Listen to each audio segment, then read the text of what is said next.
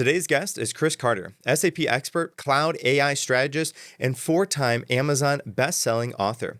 Chris has spent years transforming complex enterprise systems while keeping that human element at the core. In a world where automation threatens to replace jobs, stop meaningful work from happening, he's dedicated to showing how technology and human adaptability can help actually empower us with growth, resilience, and even a deeper purpose. In this episode here today, we're going to be exploring what it means to stay relevant when machines start to get smarter, how to build teams, systems, and mindsets that don't just adjust, but evolve. Chris, welcome to the show. Thanks, Chris. Great to be here. I'm excited. Every moment tests you. Every action defines you. This is the prestigious initiative where mindset becomes muscle and character becomes legacy. I'm Chris Bean, martial artist, coach, and relentless believer in growth. If you're here to sharpen your edge, lead with integrity, and build a life that echoes beyond your years, you're home. You can find the podcast on social media at PrestigiousPod. You can find me at Chris Bean Official, and the email for the podcast is prestigiousinitiative@gmail.com. So why would somebody want to listen to our conversation here today? Well, I think the first thing that people will take away from this conversation and why they should listen to us is we're pretty good looking guys. Let's be honest. Your full head of hair, my bald head, but we're very intelligent people, and we've been working with systems and activities and places for quite a long period of time. My experience, I'm trying to help educate the world. I made reference with yourself earlier. I went to 51 different universities in 2025 to help the younger generation to learn to be bigger, better, faster, stronger. Those are the people that are going to lead this AI revolution. Because let's be honest, we are barely in the clubhouse. And I'm going to use a baseball analogy as a former baseball player.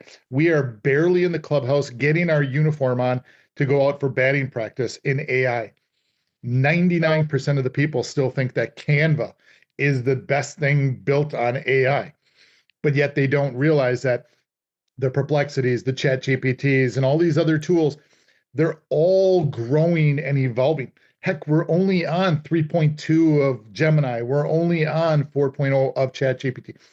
These are so new of tools, but yet they're so revolutionary to folks that they don't understand that the benefits that they're going to get from these is because of you. You're going to have to help educate these tools. You're going to have to use these tools. You're going to have to go into your ecosystem, be it your company, your school, your employees, your customers, your partners, and you're going to have to better yourself in order to better those tools to help your organization become better. And I think that's what a lot of people should get out of this conversation today. Well, okay, and that's kind of an interesting part to start with. Being able to because AI as it is right now it's in its infancy, and we are trying to use it as if it's a full-grown adult that understands everything that's going on, and oftentimes we're prompting it as such, like, okay, hey, write this article for me, or write this email, write this text, write these advertising. Yeah, and right. And you are so right, Chris. And it doesn't know it. Okay, so firstly, it doesn't know the tone that you want. It doesn't know anything about your business. It doesn't know anything about that, even that realm of people who you want to communicate with. And so without that education, like us teaching it the what, the where, the how, and the who, and the when, it's missing on several different areas. And because it's missing on those other areas, the outputs that we're getting, because our inputs are bad, the outputs are bad. And we think, this is nothing. It's not there yet. Where actually it absolutely could be, or even is, but we have to train it to do the things that we want it to do. 1000%. It's interesting. I've got two younger daughters, 23 and 26, and they play on Chat GPT and they do their things. And I will literally ask them questions. So what tone do you want that in? Do you want that professional? Do you want that funny? Do you want that to be some type of humorous? Do you want it to be, what type of tone are you looking for? And they have no idea what I'm talking about. Then I go to some of my staff members, and we use tools. We use Perplexity, and we use Snowflake, and we use others because we're a technology-based company. And I'll ask them continuously, pick a tone, pick a directive. What data are you bringing to it to help it learn from? It's funny. You can go to Go up to your Google Docs, go up to your Excel docs, whatever the case, and bring that data to it and ask it. Your prompts shouldn't just be 15 words. Your prompts, and you should store your prompts, and you should keep your prompts, and you should ask your, like the great thing with Gemini and now ChatGPT is it learns your prompts. If people go into just ChatGPT alone and say, can you tell me what I learned in 2025 by using you? And watch it start to give you the details. Now, if you're smart, you're keeping all that information, you're keeping your small language models, you're keeping your large language model, and you're hoarding that because you want that tool to learn about you and what you're asking for. And as you develop those profiles, and as you develop what you're asking it for, all those different prompting mechanisms. Yeah, I've got a document that I literally have, and I give this to people at every event I go to.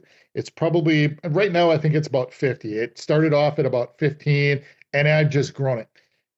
I want to know about this, and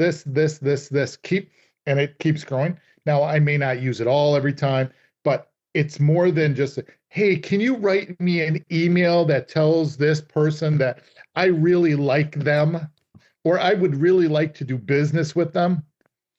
Okay, it's going to write you some bland blah. Go into detail. Talk about what their needs are. Talk about who they are. Talk about what you do for them, how this is going to benefit their organization, their people, blah, blah. Go into these details. Just as you would have a normal conversation between you and I, we're going to be the Chris Squared are going to have a great conversation because we're going to ask those probing questions. And if you don't allow the probing questions to also go to your ChatGPT or your Geminis or whatever, it's going to give you very basic answers. And then the best part, people don't ask for follow-ups on top of that. It gives you information, and then all of a sudden you're like, can you validate that all of this is 100% accurate? 99.9% of the people don't do that. Or ask it even, hey, can you go a little deeper? Can you tell me about this, and this, and why this is important? Most people don't do that. They stop at the first one. Oh, I got this. Great.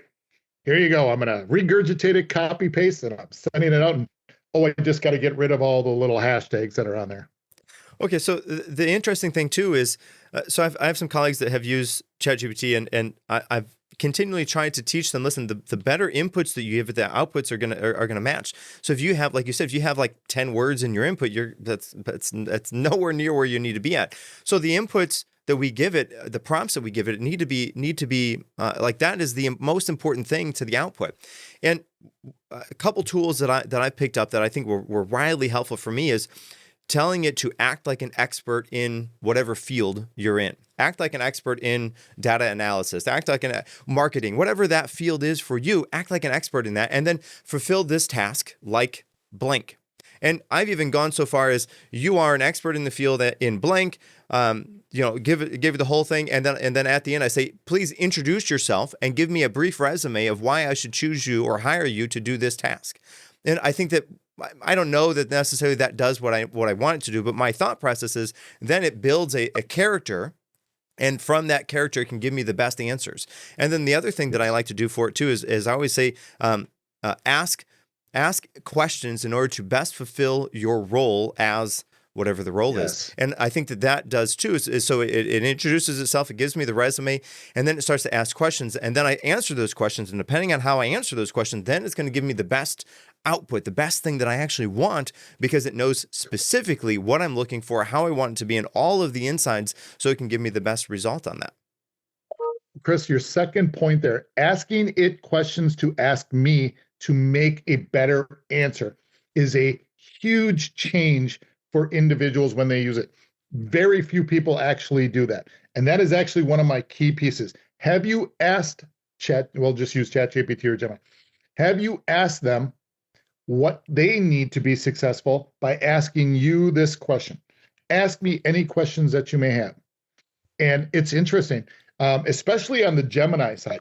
I love Gemini because as soon as I started doing that, it has now learned that I'm asking questions of it to ask me questions on a continuous basis, and it's learning on that. And that's why the Google side, I'm really liking what's going on there. That, and I'm taking off the glasses for effect. The more that we give it, and then it asks us back, just as this, we're having a conversation here, the more it's going to help all of us grow and to learn. Because it's learning, we're learning of what it's going to give us back as knowledge, and hope that that knowledge is going to be something that we can use to benefit, be it ourselves, our education, our coworkers, our customers, whatever the case may be that you're using it. But a wonderful thing about that is now all of a sudden, this is a new learning tool. This is, I've got friends who are professors, so I'm going to say this in a best way. This is almost your next level of master's degree or your next level of college, because you're trying to get educated and you're educating a tool to help educate you that help educates it. And it's this back and forth of education. And the more that we can help educate each other, just like in the normal world, and I say this lovingly because my mother was a director of continuing education. You see older adults who they go back to college and they don't know what to ask because they haven't been in college or they haven't been through school in a long time. This is a tool that helps you facilitate that conversation back and forth with the tool who is now your professor, but it's also the student. So you're both learning in that degree. And I really think that these tools are going to be massively important to the educational facilities and society. It's funny. There's a great individual in this world who I was very blessed to meet many, many years ago. His name is Steve Wozniak. He built this little company called Apple Computers. I don't know if anybody's ever heard of it. And he is all about helping with education. How do we get away from the current education model where it's one individual standing in front of a class regurgitating things out of a book that is just that? Well, what about you've got 20, 30 people? Well, now all of a sudden you've got thousands of people in front of you, and you're helping them on an individual basis to learn. Some learn faster, some learn slower, some learn they want to be at the top of the mountain as quickly as possible. But they also have components where people, I'm not interested in that math side of the equation. I'm more interested in this business side. I'm more interested in history. I'm more interested in sociology or psychology. And it really gives that flexibility. I'm part of a group that Steve heads up with him. And if you ever get the chance, ask Steve for his business card. It's something I actually have in my office. It's so cool. But I digress. It gives us all the ability to be able to have that educational process. Well, okay, so education, and this is something I've talked about in the past before. I think that right now schools, even high schools and middle schools, are treating AI like you're not allowed to use this. And they're shunning people from doing it, where they should be teaching people to use these tools that are going to be inevitable for them to make the stepping stones they need to make in order to be something in life. And I think that, like the computer was on onset, or the calculator was on onset, where we weren't allowed to use it, but now we're taught how to use it. I think that eventually schools will conform and have those things. But I think actually, okay, so you're right. I think that the school model that we have currently is woefully outdated. In fact, it was Rockefeller designed the school system that we have in order to make factory workers, for people to jump online, to walk in line, jump at the bells, to eat lunch at this time, to start at this time. They wanted robots to be these machines, these factory workers. But we don't have those things so much anymore. I think probably what would be best for the students, and I think that there's some changes that have to be made for AI in order for this to work, but I think a fantastic way for AI to be brought into the school system is to revolutionize it totally. So the school would meet. At the beginning, there's a facilitator, not necessarily a teacher, there's a facilitator, somebody that asks the students a question. Maybe it's a topic as opposed to a question, but they start with some sort of path to walk down. Then the students get in front of the AI, they ask it the questions, and then they can continue asking the questions and asking. Unlike a human who's going to get mad or frustrated or just say something in order for the student to be done, they're going to continue to get answers, and that student is going to be able to walk down whatever path they think is most interesting to them. And then they can continue that. Then that's like the halfway through the day or the beginning portion of the day, they do lunch. Then at the second half of the day, they talk about, they have an open discussion based on the things that Yes. they've learned, the paths that they have walked down. I think that is a fantabulous way to And then go on and nobody use is this. wrong. Nobody is wrong with their assumptions because every one of us human beings has a different path we want to walk down and has different thought concepts about asking a question. And it's interesting you made the first point about how teachers are poo-pooing this. I have a really good friend who is a friend of my wife and I. Her name is May. Hi, Maggie. She is a teacher. She is a elementary and middle school teacher in New Lisbon, Wisconsin. And I constantly talk to her about artificial intelligence and about AI. And their school has outlawed it completely still to this day. And I've sat down with her and I've said, look, I appreciate the fact that you guys are worried about cheating. Okay, but let's look at it this way. I used to have the Encyclopedia Britannica. It was 26 books. It sat on the back shelf in my house, and I would go into that because I couldn't get to the library at night, and I would use that for my knowledge. Now, if you look at what it is, AI is that system on steroids. Instead of cheating, and you can tell if these kids are cheating. If Johnny down on row 3, seat 2 in the back, if he all of a sudden sounds like he's a quantum physicist, you know he's cheating. It's pretty simple. But what it does is it opens up not only your Encyclopedia Britannica, it now goes to your entire library. Oh, it's the New York Library. Oh my gosh, it's every Wall Street Journal ever printed. Hey, it is every piece of news ever created on this planet funneled through into one system. So instead of saying you're cheating on this, what it's doing is it's allowing them to be able to pick and choose items that are of knowledge to them. Again, just as you said, it's the individual going down the path that they want to, and it's going to have left turns and right turns and back and forth. They might even take a step back. And it's all the information from the entire web funneled down into a system to allow them to get more knowledge for them. And it's critical. It's for them. It's not for everybody else. It's for them. And so she and I have a couple of old fashions on a Friday, fish fry once in a while. We sit and I chit chat and I ask her questions, and I've given her some of my tools to play with and to look at and to see what's going on. And I think that's the benefit that teachers can get out of it, is it expands the minds of their students to become more of the student rather than just limited with what the knowledge that they're going to get from that school. And this is a smaller school district, so they don't have the dollars and cents to go out there and to do a lot of different things that some of the larger schools may. So they're looking at, like, I think it's the total, they've got about, I'd say 1,500 kids max from kindergarten to high school. So it's a very small school in northern Wisconsin. And it really opens them up. And it gives them the benefit of the world, not just New Lisbon, Wisconsin. Well, and and of course this isn't, it's hard for us to do this, but maybe the right way is for the companies like ChatGPT or Anthropic or Google to go in and build this system for the schools. Hey, listen, we know this is the next stage of development for, across work, across education, across all these different fields. And I think that your school would benefit greatly from this type of program. In fact, what we're going to do is we're going to allow you to have access to this program. We're going to teach your students how to use it. And then we're going to help to get them, their test scores are going to be higher, all of these other benefits, just because we're going to give you access to this program. Yeah. Now, that sounds like I'm selling that idea, and sort of I am, but I don't have any sort of wherewithal to be able to do that. But I think that is the right step, and I think that will help to look at what Google did with Chrome.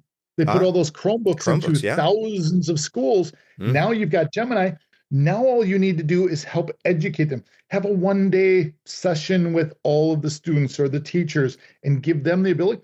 You've got the tools there in front of you. If you continue to do that, you're going to create bigger, better, faster, stronger human beings. And that's what we need and want for the future. We went through the Industrial Revolution, we went through IT revolution, and now we're going through the AI revolution. Okay, now, Chris, I want to sidestep just a little bit, because I know you talk a lot about productivity and automation. And so, question for you: at what point do you think automation begins to improve productivity, and when does it start to erode or sidestep the value that humans bring to it, or even the human motivation, because they're like, well, the automation will just take that in. Where is that correlation at for you? Well, that's a great question because it is not a definitive line in the sand. It is a blurry sand being brushed around. When somebody says put a line in the sand, well, I'll go through there with my foot and kick it away and I'll put another line. Because at the end of the day, you want healthy, happy, productive human beings to start moving ideas and concepts and productivity forward. This is simply, I tell everybody, this is a tool to help you do those things. Are you going to do it day one? Probably not. You might find something that's beneficial to you and you're going to find, but what you're going to do is you're going to all of a sudden see from the usage of these tool sets that you're thinking and you're processing and you're moving forward and you're going, I can do, what if I did this? And I really like how this is working. And that line is going to, all of a sudden it's going to curve a little bit more to the right and it's going to curve and so it's never going to be straight, but you're going to start seeing where more and more productivity and the benefits are going to be from the humans. Now, people keep saying, oh, AI is going to take away my job and I'm going to be left and companies aren't going to rehire people. Well, companies aren't going to rehire people in the manner that they have.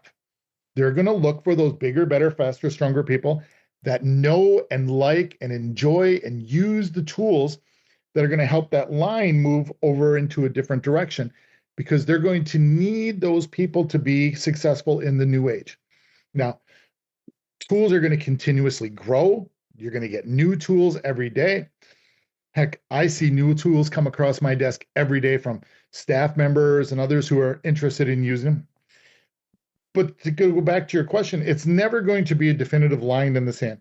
You're going to see modifications and changes based upon me as a human. If I enjoy using those tools and I want to use those tools and I want to be a part of how that tool is used in my organization or my schooling or whatever the case may be. So it's going to be a continuous flow. But I never see a point until the robots come around where it's going to take away from the human side of doing their job, being motivated. I'm a motivated, but maybe it's just because I'm a motivated person. I want to be motivated. I'm motivated by using the tools and helping people and going out there. And I just use those tools as a means to get there. Just like I use a car to drive to help when we do donations or when we're helping with organizations, it's a tool. In my opinion, right now, it's strictly a tool, and we'll see what happens with the age of the robots. Okay, so thinking of automations or even AI like that as a tool, I think is a great way to frame that, because otherwise we're almost like society is putting on us that this AIs will be over to take our jobs. And to be completely honest with you, I'm maybe 50-50 on that, and I'll circle back to that. But we're told that AI is going to be taking our jobs, and with that we think AI as people, as humans, as a being, but really it's not. It's just another tool, like a computer is a tool that helps us to do our job. These AI systems are going to come in, they're going to help us to do our jobs even better, more efficiently. Does that mean that maybe some people are going to be let go because of, yeah, maybe. And here's my 50-50 on this, because every time new technology comes on the scene, like you think back to where before we had streetlights, where somebody out there that was waving the flags and directing traffic. Right. When those lights came out, well, that was a great thing, but that took that job away from that person. Yeah. When the computers came on the scenes, yeah, there was people that were doing typists, that were doing all these things, but now the computer does this so much more efficiently. So we have learned and grown and adapted through all of these changes that have already happened. I think that we are humans, we're adaptable. Yeah. I think the hard part is we don't, because AI has the potential to be so monumental in comparison to all of the things we've had so far, that's kind of the scary part. So to be truthful, I'm a little 50-50 on this, because I think that there's a potential where AI could come in and they could take over a good percentage of jobs.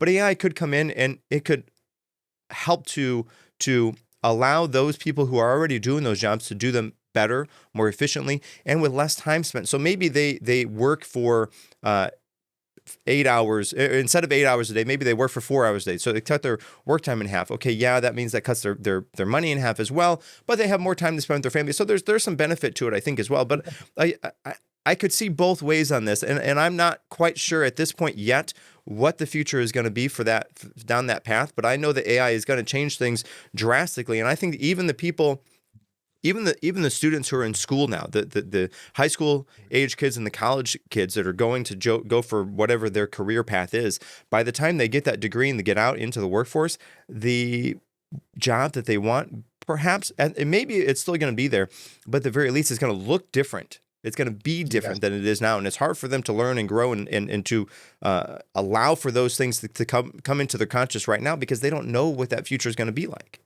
Right, and that's why it is my mantra: bigger, better, faster, stronger. Mm-hmm. I want them, and I asked a professor this at one of the universities, and I'm not going to say the professor's name or the college, but they literally said, "This is how we've always done it. We will always be educating this way, and I don't see anything but it. And I've got tenure, so I don't care." And I was like, and you're the reason that this country is failing in their educational systems. Mm-hmm. Bigger, better, faster, stronger. I tell kids all the time, don't sit here and rely on your professors. And you get some really nasty looks from some of these professors sometimes. But I say, go out and educate yourself on these tools. You want to learn about AI? Go out and take a 1-hour course, take a 2-hour course, take a 5-day course, go to a 3-day seminar. I'm at a 3-day seminar here in Orlando, and I'm helping with activities going. Go educate yourself. You can do it. Hell, there's this thing called a computer in front of you, and there are thousands of classes on LinkedIn you can take for free. Become bigger, better, faster, and stronger, and you will make sure that you keep yourself in the workforce. You're going to help others in the workforce, and you're going to help the companies that are going to help you to succeed in the workforce right here. Do not rely on somebody else for your future. Rely on you to become that bigger, better, faster, stronger human being. And you're going to get a lot further ahead in this world than anybody else. Well, okay, so we've been talking about AI. Somebody that was listening to this that maybe is scared that AI could take their job. They could go and sit down in front of Claude or ChatGPT or Gemini, whichever choice, whatever vanilla, whatever flavor you want, sit there and say, hey, listen, I don't know much about AI. Act as a AI specialist and help to teach me about the potential things that I need to know in order to be better at AI, to do my job, which is X, in order for me to fulfill and to be a high performer in my job or at my job for my employer to be best. Yeah. That's exactly it. You can literally ask GPT or whatever Gemini to help you, to help yourself, to be better for your future and your career. It's that easy. There's no easier way than asking the tool to help educate you so you can wow your employer. And it's crazy. The executives, if you go from mid-management up, all they care about is what is my ROI, what's going to happen, how am I going to get, the mid-managers and down, they're the ones that are like, okay, what tools are you using? How are you going to use it? What's it going to do for your company? What's it going to do for me to make me look good so I can get up into the executive suite? And you got to look at it through your eyes as well as somebody else's eye. How am I going to better myself so I make him or her look good so they get their promotion? Then I can move into their position. And now, just like we always did, you made reference to the old way of education and then becoming a line worker and working at Ford or whoever the case may be. They all were trying to do something to impress the next level up. Some did, some didn't. Some just wanted to work, put in their 8 hours, go home, have a great cigar and a scotch, and see the wife and kids. Others had motivation. And that, again, is where it changes. Motivation of me or you changes the dynamic in the world, because I'm a very motivated person. I never wanted to be that guy that, I've got a mother who was kind enough to get welfare and helped get me all the way through high school. But I also, at the age of 14, had 5 different paper routes. I started with one, and I was motivated. I never wanted to be that kid that was in that cycle. So I made sure I broke that cycle, and I kept being motivated. Well, that's what individuals have to do upon themselves. They need to be motivated. Go ask your AI tool, what is it going to take for me to better myself to be able to take my manager's position at XYZ company where we do, let's say, HR or word finance or manufacturing? What can I do to better myself and to appease the ownership or to appease the upper management? And then start going into details of what I can do and then start doing it. It's not that hard. Just do it, as the old Nike commercial says. Now, Chris, you spoke about constants there, and I'm curious because I know you've worked across dozens of different industries. What is the surprising constant that you've seen when it comes to human resistance to change, to taking that next step? Change is inevitable, I tell everyone, but yet it is a fear.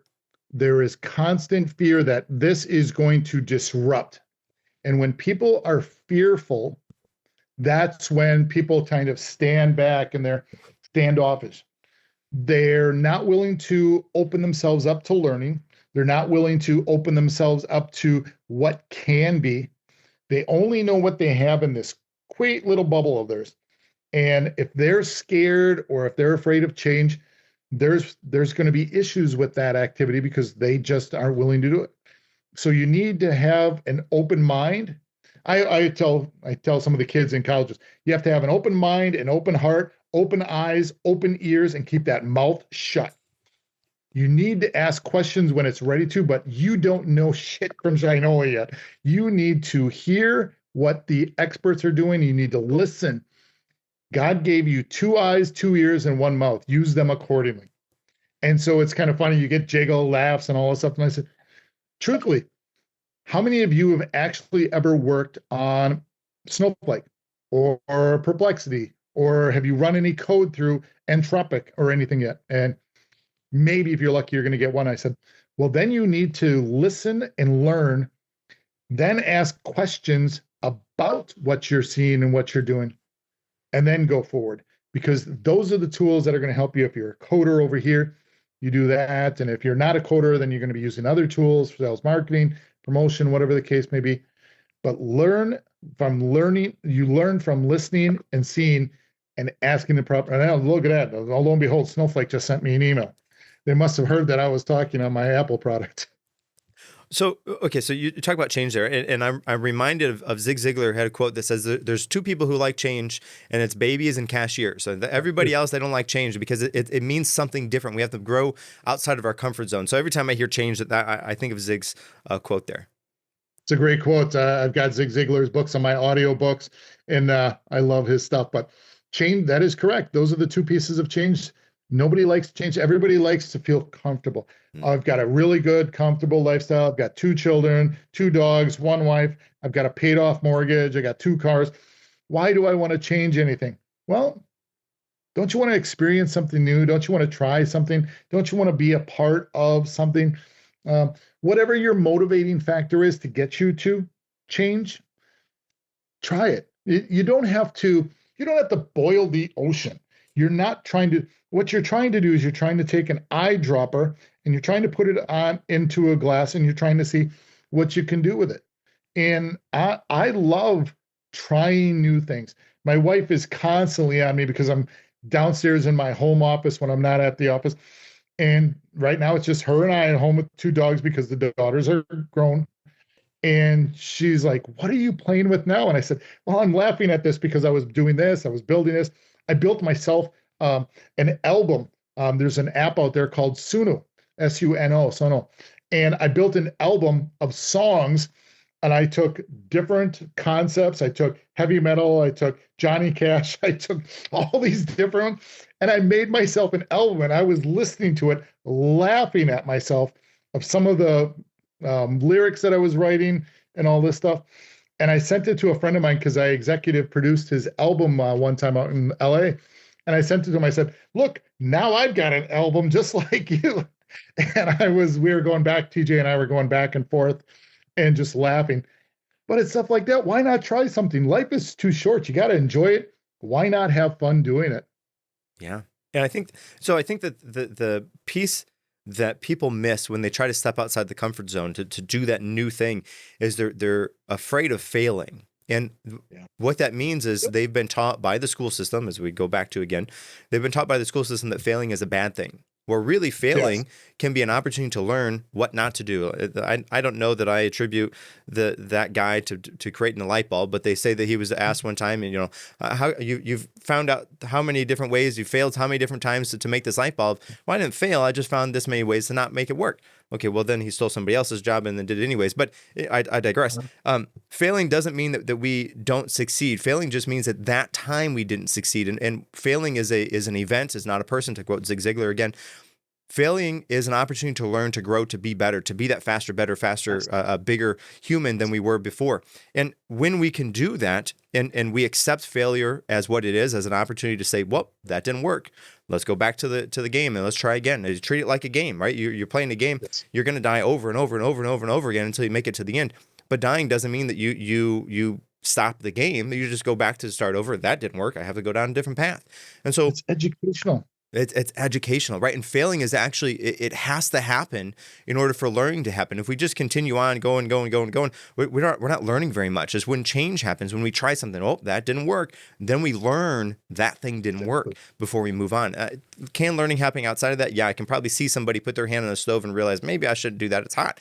But if I do it for myself, I absolutely know that I should not put my hand on the stove because it's hot. So that failing is there, and it can happen, and probably will happen, inevitably will happen if you are trying things, if you're stepping outside of your comfort zone. But realize that that is a natural part. You have to go through that. Accept it for what it is that didn't work. Let's try again. What can happen? What can change? What can we do differently next time for it to have a different outcome? Amen. Failure is, I have failed so many times in my life, be it professionally, be it personally, be it in sport, be it what. Failure teaches you what not to do, but also helps you to learn what you need to do or what you have to. Now, perfect example, I'm overweight right now. I'm almost close to 3 bills. Sorry, everybody. Thank God for the short from video here. But, I used to work out like a fiend all the time, and then I stopped. Well, I know what I can't do. I can't stop not working out. So now I'm working out again at the age of 50. Oh, the camera just zoomed out. Thanks, camera. At 56. So I know the things that you can. You learn and you fail every day at something. You succeed every day right off the bat by waking up. The good Lord blessed you by waking up, putting your feet on the ground, seeing that gorgeous sunshine out here. So you started with success. You opened your eyes. What you do there and how you do things is going to be a constant positive and negative effect on your life. I spilled some coffee when I made coffee on the coffee maker here. That's a negative. But you know what? I cleaned it up. I moved forward. I got myself a Starbucks and a water downstairs. I met 2 very nice people downstairs that are part of the event that I got to chit chat with. Those are positives. But you know what? I forgot to let them scan my One Connect code on my phone because I was carrying a water or coffee, and I stopped thinking about it. That's a failure. But I know better that next time I see them, I'm like, hey guys, I didn't connect with you. So people need to look at this if we look at this from an AI perspective, you're going to learn almost every time you use some type of AI tool, no matter what. No matter if you only do 15 words in there, you're going to learn something. But it's how you react after that. Are you going to fail and not go further? Are you going to just stop there? And that's what I tell. That's why I love going to universities and talking, because I ask the kids this: are you simply going to stop there? Is that good enough for you? And it's funny, I'll ask them, is that good enough for you? No, seriously, raise your hand. Is that good enough for you? Nobody will raise their hand. I said, okay, now let's go deeper. Let's be the better you. Let's be the best and better you possible by going deeper and learning more and getting into more and using the tools to make you bigger, better, faster, and stronger. I sound like a promo record. I should promo myself somewhere. I have to do this part because you said good enough. And every time I hear good enough, I think of John B. Good Enough. Do you know who that is? Have you heard of him?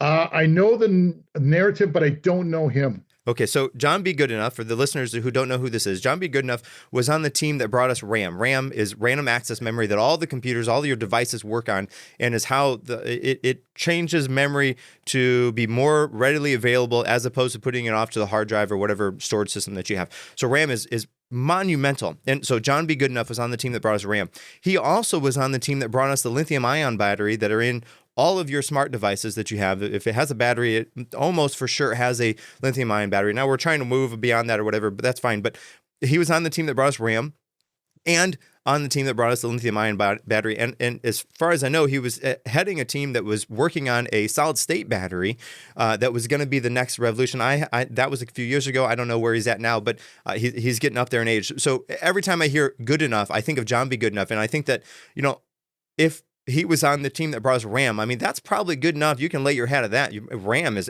everywhere. Like, we can't have these devices that we have everywhere without RAM. And he was on the team that brought us that. Oh, and the team that brought us the lithium ion battery that, again, is everywhere. So what a John B. Goodenough. What a resume to have. And the name Goodenough is just the icing on the cake for me. So every time I hear that, I think of John B. Goodenough. And it's nice to tell his story. And listen, if he didn't think that the RAM was good enough, he went back to do the lithium ion, and that wasn't good. And he keeps going back. So don't settle for good enough. We can always be more than enough. Can be. Yeah. Now, Absolutely okay. So Chris, you help organizations build teams that remain adaptable, but you also implement systems that are heavy on the technical side. How do you connect those things? So how do you help the organizations build teams that remain adaptable while also implementing these systems that are heavy on the technical side? Yeah, I'm a big into SAP. SAP is a big monolithic application that 93.7% of every financial transaction on the planet goes through. So it's very structured. It's very, but the great thing with it is over the last 10 years, and I've been very blessed to be able to work with some great people at SAP, is they've opened up to AI. They've opened up to flexibility. They've opened up to what can be possible.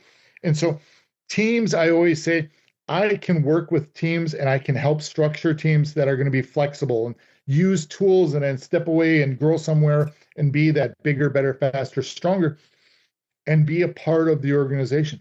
All the while they're still using cloud and they're using AI and they've got their SAP environment in the background.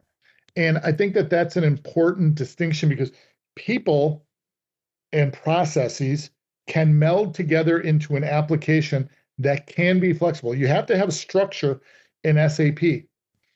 But if you bring that structure and you have individuals and the processes around it that are built out, you're going to see success with that. And the ones that try to reinvent SAP or rebuild the structures and the processes and the best practices those are the ones that fail at those applications. It's the ones that know that they've built this and they're the experts at this tool. I'm over here, but I've got some mindsets where I can do some different things inside here, and it gives me the flexibility to play and to use the AI tools and the applications that are there. That's the individuals that are going to win the end of the day. Be Play-Doh. Be something that you can play into different activities. And I love Silly Putty and Play-Doh and Legos and stuff like that because you can make them into anything you want to. And if you're anything you want to, you can bring those ideas to a structured environment and help it grow as well. Okay, now how does AI and that SAP type of environment work with humans without sidestepping the humans? We talked about them working together to like they're compatible, but is there a potential or a fear for humans to feel like they're sidestepping and they're not a part of the equation anymore? In the future, yes. Apparently, everybody talks about this mythological two computers that started creating their own binary code to talk to each other, either at MIT or Cal or something like that, and they had to pull the plugs on them. There's also the mythical story of they were starting to put in information on an executive in a company, and what they did is they started uploading salacious pictures and different things about an affair and stuff like that. And the computer started to blackmail the executive, blah, blah, blah. There's those types of stories that are out there. Now, I've never, I've read them, I've seen them, I've laughed at them.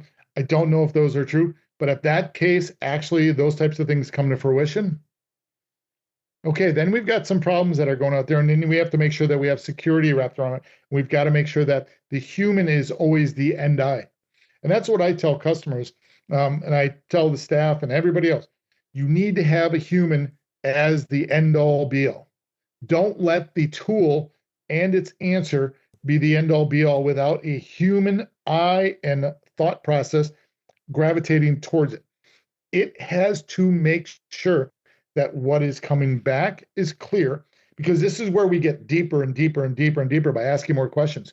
Because if you just take what it says as fact, you may have some problems on your hands. So you have to be the human being that takes the initiative to be the end of the line for anything that you work with artificial intelligence. Okay, so you talked about security there. I think I read a story recently about a China-based AI system that was trying to hack, I think it was Anthropic, and Anthropic, the AI system notified the authorities so that it could tell what was going on. That's a really fascinating case, and to think that we're already here. And I think I'm missing part of the article from my memory, but I think that if the China-based company would have used a different program to kind of start the hack, then it would be harder for them to tell. And that's kind of what they were talking about in the article.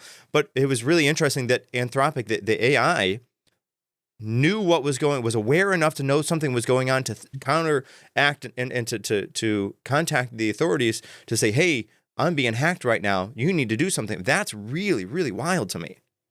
Well, and I'll be very honest, we built a tool over the last 6 years now called Cloakworks. It's part of our solution set that actually is a security barrier for AI. We can tell if people are hacking in and out, or if people are sending data, large amounts of data into, people upload their entire financials data into ChatGPT or one of these other online systems and keeping it into its black box of record. And so Cloakworks actually validates that as well. And it's built upon the Anthropic, and we use those tools. But it is out there because you can literally tell what's coming in and out of ports on a continuous basis. You can tell what's coming in and out of applications. You can validate those. And that's the same thing that they were doing. I remember the article because I thought, oh, shoot, they're already doing it. And we've been doing it with homomorphic encryption and predictive analytics on those activities. And they're using it as a shield, and we use it as a shield plus for applications. So it is here, and it's been here for some time now. That piece is scary because you've got all these bad actors in different countries on the other side of the ocean. You even got bad actors here. If you go into the dark web, there's constantly, I'm looking for this, or I want to do this, or I'm pissed off at this company. I want somebody to you get it. But it's one of those things where it's here and we're battling it. Everybody's battling it every day to make sure that systems are secure, people aren't getting hacked. It's unfortunately inevitable. You get a lot of these companies. Look at the big Blue Cross Blue Shield one that just happened. They got hacked. And then you got some of the financial, Bank of America got hacked. And it's because they're not taking the initiative. They think they're okay with what they got.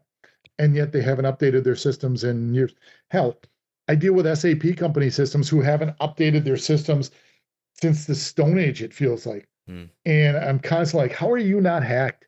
How do you not have ransomware all running through your systems and even data centers of that? So it's here. Okay, so I think you mentioned there about being the last line of defense is the human, right? You go through all the AI tools, and the AI transfers everything to the human. The human gets to kind of sign off on it, sort of say. And I think that's where leadership, I think, can live, right? So how do we balance? How do we balance a driven strategy while preserving that authentic leadership in culture, the human side of it, while balancing the technical side of it? Well, I think you just brought up a great point. It's the culture. The culture of an organization is paramount. The culture of my organization is very entrepreneurial and very caring. I wear my emotions on my sleeve, and our culture is to help. Our culture is to help others grow, to lead them up to the ladders of success. And we simply use the tools that are at our disposal to also help.